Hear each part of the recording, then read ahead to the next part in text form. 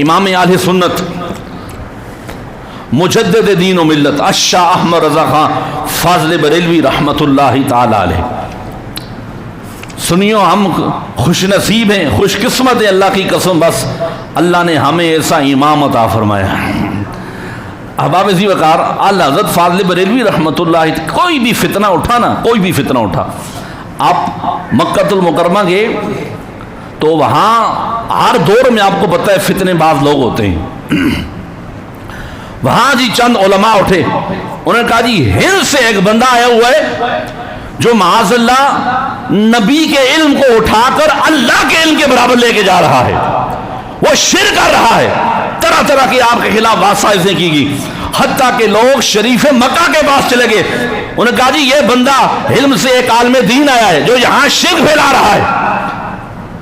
تو جو شریف مکہ تھا اس نے کہا اچھا ایسی بات ہے, ایسا کرو سوال لکھو اور اس بندے کے پاس سوال لے کر جاؤ, اس سے جواب طلب کرو. اب احباب ذی وقار, الشاہ امام احمد رضا خان فاضل بریلوی کشتہ اہل بیت مقبول بارگاہ سادات, سنو میرے نبی کے غلاموں, اعلیٰ حضرت کی فکر نہ ناصبیت تھی, نہ خارجیت تھی, نہ رافضیت تھی. میرے اعلیٰ حضرت کی فکر خدا کی قسم عین سنیت کا معیار تھا. آپ جس چیز کو اٹھا کر دیکھیں, خدا کی قسم احمد رضا کا نام آپ کو بلند نظر آئے گا. اب دیکھیں احباب, وہ علماء اٹھے اور انہوں نے سوال لکھے. اب سوال لکھ کر وہ امام احمد رضا خان کے پاس آئے. میں توجہ چاہتا ہوں,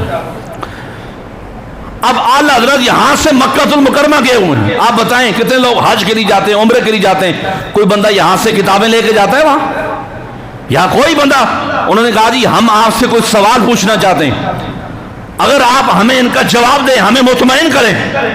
تو اعلیٰ حضرت نے یہ نہیں کہا یہاں لائبریری ہے, یہاں کوئی کتابیں مل جائیں گی, میں 7 کتابیں نہیں لے کے آیا. حالانکہ آپ کو تیز بخار تھا, علماء نے لکھا, جسم کانپ رہا تھا, لچار نظر آ رہے تھے, لیکن پلٹ کے فرمایا تم حضور کے علم غیب کو پر اعتراض کر رہے ہو. اللہ کی خبر, احمد رضا لچار ہو سکتا ہے, لچار ہو کر بھی مصطفیٰ کی عزت کا دفاع کر رہے گا. محبت سے بولو سبحان اللہ. احباب ذی وقار, انہوں نے سوال پوچھے. امام احمد رضا خان فاضل بریلوی رحمت اللہ تعالی واپس پلٹ کے فرمایا اچھا یہ بتاؤ تمہیں میں جواب فارسی میں دوں یا عربی زبان میں دوں؟ عرب کے علماء عربی جانتے ہیں, دانتوں میں انگلی رکھ لی. انہوں نے کہا یہ کیسے ہو سکتا ہے؟